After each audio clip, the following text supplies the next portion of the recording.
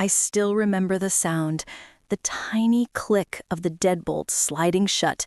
It was the quietest sound I ever heard, yet it shook my whole world.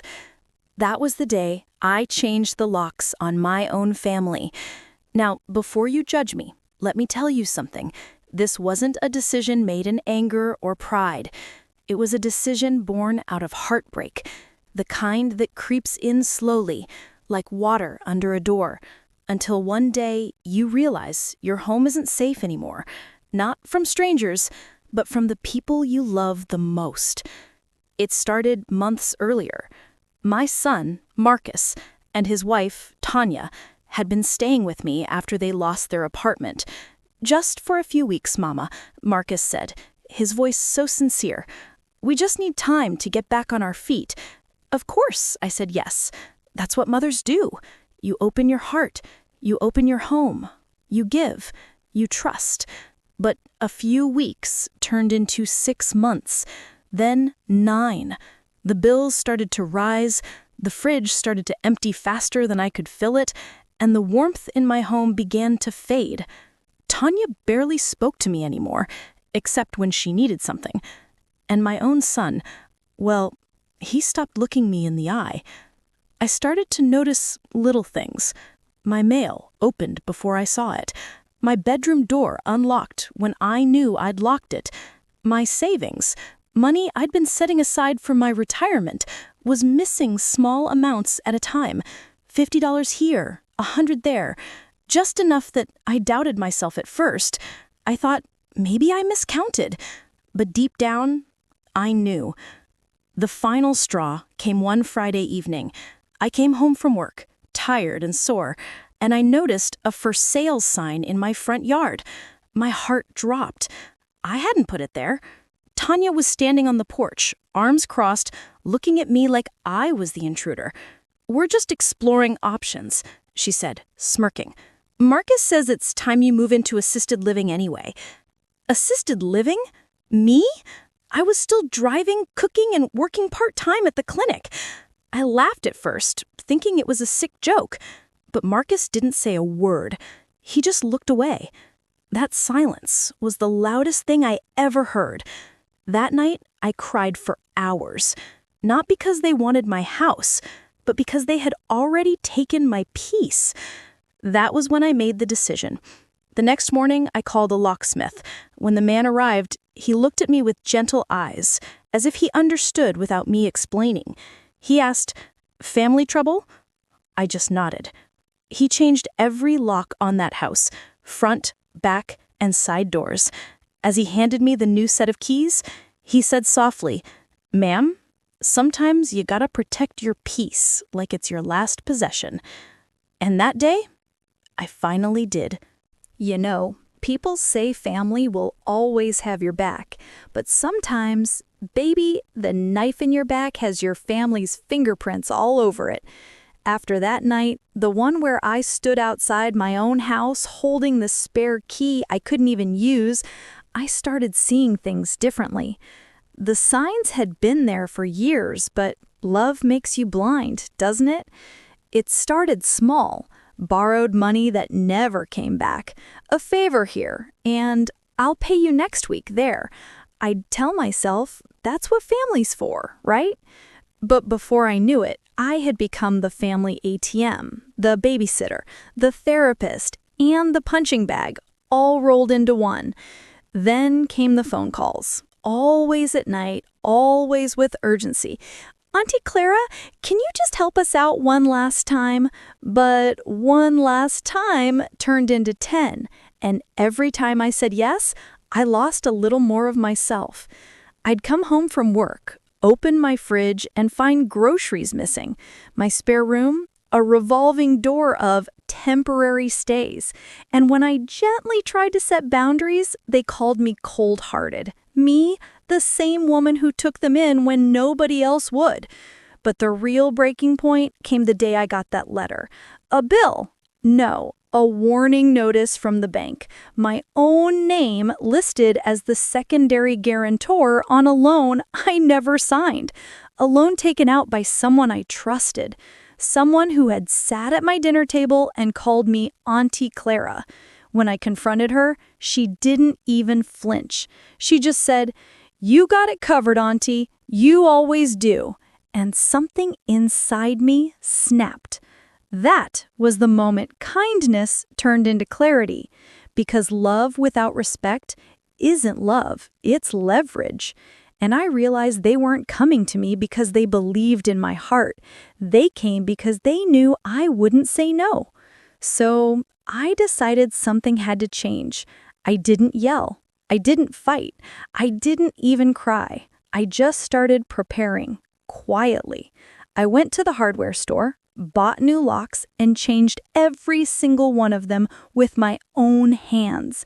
The sound of that metal clicking into place, it felt like freedom. But freedom comes with guilt. That night, I sat in the dark, the tools still on the counter, and whispered to myself, "You can love people and still lock your doors." I wasn't shutting them out of my heart. I was closing the door to being used. And for the first time in years, the silence in my home felt safe. It was a Sunday morning, the kind where sunlight spills through the curtains and the house smells like coffee and peace. I hadn't felt that calm in a long, long time. And then came the knock. Not a gentle tap, no. It was the kind of knock that carried anger. I didn't even have to look through the peephole. I knew exactly who it was. I took a deep breath, opened the door halfway, and there they were. My niece, my sister, and her husband, arms crossed, faces tight. You'd think I'd stolen their house.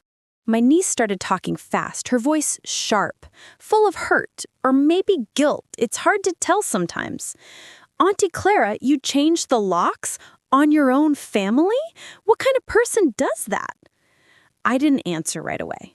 I just stood there, calm, holding my coffee cup like a shield. "The kind of person," I said softly, "who's tired of crying over people she loves." They didn't like that. My sister jumped in, loud, emotional, pulling at the old strings. "We're family. We stick together no matter what. You're turning your back on your own blood." But I'd heard that line before. Every time they needed something, every time I said no. So this time, I said something different. Blood makes us relatives. Respect makes us family. That line hung in the air like thunder after lightning. Her husband muttered something under his breath, and they all stormed off the porch. But before they reached the car, my niece turned around and said, "You'll regret this, Auntie. You need us more than we need you." And for a second, that stung. Because part of me still wanted their love, still wanted to be seen, to be appreciated. But another part, the part that had finally found peace, whispered, "You already have everything you need. You have yourself." That night, they came back. This time, pounding on the door, shouting my name. I didn't answer. I sat in the living room with the lights off, heart beating slow and steady, holding my Bible on my lap. And when they realized I wasn't opening that door, I heard the car drive away. No more shouting, no more guilt, just quiet. And let me tell you something, baby. Quiet can be the loudest freedom of all. I knew there'd be consequences. I knew they'd talk, twist the story, play the victim, but I also knew something they didn't.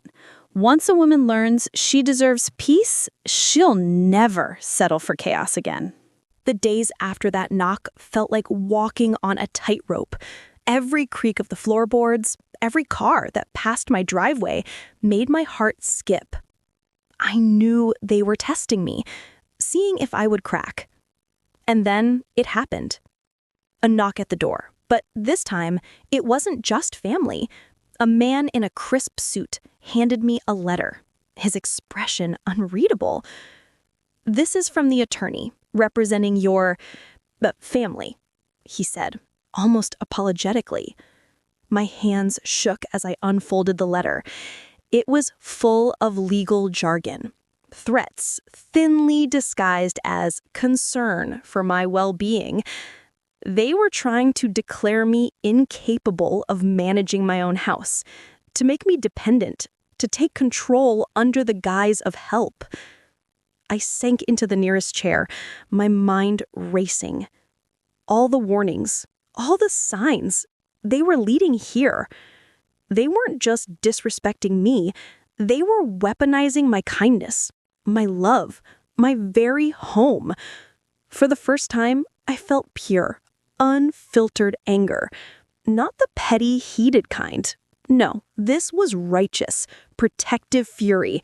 The kind that tells you to stand up for yourself, even if the world calls you selfish for it.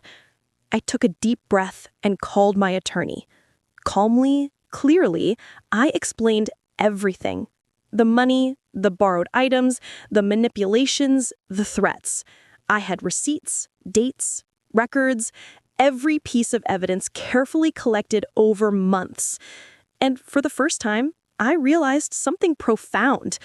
They had underestimated me because I had clarity, I had boundaries, and I had courage. That night, I went through my home, checking the locks I had installed. Every door, every window, every safety measure. They were mine to control, mine to protect. The thought of them trying to cross those thresholds now brought a quiet, satisfying smile to my face. And then, as if to test me again, my phone rang. It was my niece, her voice trembling, a mix of rage and pleading. "Auntie Clara, this isn't you. You're better than this. Let's talk." I listened quietly, letting her words hang in the air. And then I said something I'd never said before. I am talking, but I'm talking to myself about protecting my peace, my heart, and my home, and nothing you say will change that. She hung up. I didn't call back. And that, my loves, was the moment I realized something beautiful. You can't force people to love you, respect you, or value you, but you can force yourself to stand strong, to honor your worth, and to reclaim your life. That night, I finally slept. Not a deep, heavy sleep, but a peaceful one, the kind where your soul rests while the world rages outside. And I knew the real battle wasn't against them, it was against the fear that had once kept me silent. The morning sun spilled through my kitchen window, painting the walls in soft gold. It should have been just another ordinary day. Coffee, quiet, the gentle hum of my little home. But something inside me had shifted. I knew today would be different. I gathered the keys in my hand, the locksmith's number still tucked in my wallet from weeks before. I didn't feel fear, and I didn't feel guilt. I felt ready to take back my home, my peace, and my dignity. It wasn't about them anymore. It wasn't about proving a point or teaching a lesson. It was about me. About knowing that love for yourself is never selfish and boundaries are never cruel when they protect your heart. I went door by door, lock by lock, and replaced each one with care. The sound of metal sliding into place, the satisfying click of a secure bolt, echoed through my home like a song of freedom. Each door I secured reminded me of something I had almost forgotten. I was allowed to feel safe in my own house. I was allowed to rest. I was allowed to put myself first. By noon, every lock was changed, every window secure. I held the new set of keys in my hand, feeling their weight, their promise. And then I heard the sound I'd been longing for. Silence. Not the emptiness of loneliness, but the gentle calm of protection. A house finally at peace. That evening, I sat in my favorite chair with a cup of tea, letting the warmth seep into my bones. I thought about them. My son, my niece, my sister.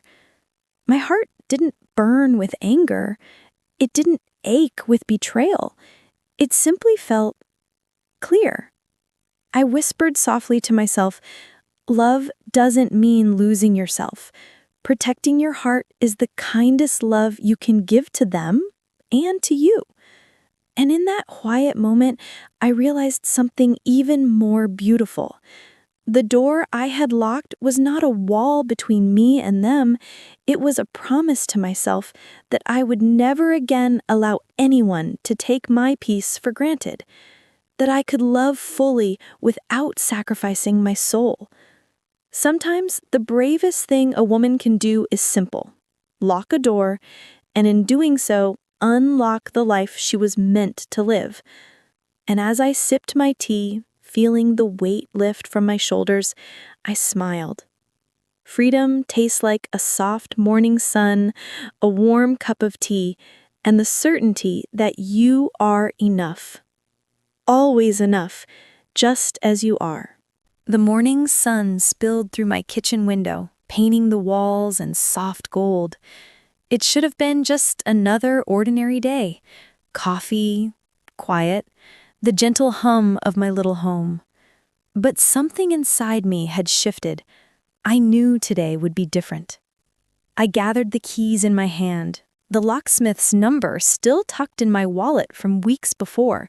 I didn't feel fear, and I didn't feel guilt. I felt ready to take back my home, my peace, and my dignity. It wasn't about them anymore. It wasn't about proving a point or teaching a lesson. It was about me. About knowing that love for yourself is never selfish and boundaries are never cruel when they protect your heart. I went door by door, lock by lock, and replaced each one with care. The sound of metal sliding into place, the satisfying click of a secure bolt, echoed through my home like a song of freedom. Each door I secured reminded me of something I had almost forgotten. I was allowed to feel safe in my own house. I was allowed to rest. I was allowed to put myself first. By noon, every lock was changed, every window secure. I held the new set of keys in my hand, feeling their weight, their promise. And then I heard the sound I'd been longing for. Silence. Not the emptiness of loneliness, but the gentle calm of protection. A house finally at peace. That evening, I sat in my favorite chair with a cup of tea, letting the warmth seep into my bones. I thought about them. My son, my niece, my sister. My heart didn't burn with anger. It didn't ache with betrayal. It simply felt clear. I whispered softly to myself, love doesn't mean losing yourself. Protecting your heart is the kindest love you can give to them and to you. And in that quiet moment, I realized something even more beautiful. The door I had locked was not a wall between me and them. It was a promise to myself that I would never again allow anyone to take my peace for granted, that I could love fully without sacrificing my soul. Sometimes the bravest thing a woman can do is simple: lock a door, and in doing so, unlock the life she was meant to live. And as I sipped my tea, feeling the weight lift from my shoulders, I smiled. Freedom tastes like a soft morning sun, a warm cup of tea, and the certainty that you are enough. Always enough, just as you are. It's funny how life teaches us lessons in the quietest ways. I sat in my favorite chair, the late afternoon sun spilling over the walls of my little home, and thought about everything that had happened: the tears, the heartbreak, the fear, and the freedom. I realized something important. Protecting your peace doesn't make you cold. Setting boundaries doesn't make you unkind. Loving yourself doesn't mean you stop loving others. It just means you stop allowing anyone to take more than they give. I thought about my son, my niece, my sister. I still love them deeply. But love isn't blind, and it isn't permission to be used or taken for granted. Sometimes love means walking away or locking the door so your heart doesn't get trampled. The day I changed the locks wasn't about punishment. It was about clarity, about showing myself the respect I had always given to everyone else, about teaching myself quietly that I am worth more than fear, more than manipulation, more than heartbreak disguised as family. And here's the most beautiful thing. In protecting my home and my heart, I found my voice. I found my strength. I found a calm I hadn't known I was allowed to feel. So now, every time I hear a knock at my door, I pause, I listen, and I decide. Not out of fear, not out of guilt, but out of love, for myself first, and for those I truly care about second. My loves, let me leave you with this.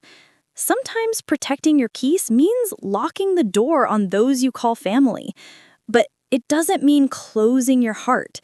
It means loving yourself enough to stay safe, to stay true, and to never let anyone diminish the life you are meant to live. So I ask you, from the bottom of my heart, what would you do if the people you loved the most turned against your kindness? Think about it. Reflect. And if you felt even a fraction of what I felt, know this: your peace is worth every ounce of courage it takes to protect it. And if you've ever had to stand firm like I did, let me hear from you. Comment, share your story, and let's remind each other that setting boundaries is not selfish. It's survival. Because sometimes, my loves, the most loving thing you can do for yourself is lock the door. My name is Evelyn. I'm 68 years old, and I've finally learned that the most important person I have to love and protect is myself. If Clara's story touched your heart, you can support me by leaving a donation so I can continue sharing more stories like this. Thank you so much for your kindness. And I want to ask you, what would you do if you were in Clara's place? I would love to hear your thoughts, so please share your opinion in the comments. I'm always curious to know what you all think. Also, let me know where you first heard this story. It helps me connect with all of you even more. For more heartfelt life stories like this, don't forget to like this video and subscribe to my channel. There are so many other stories waiting to touch your heart. With warmest regards, until next time, remember, sometimes the bravest thing anyone can do is love themselves first.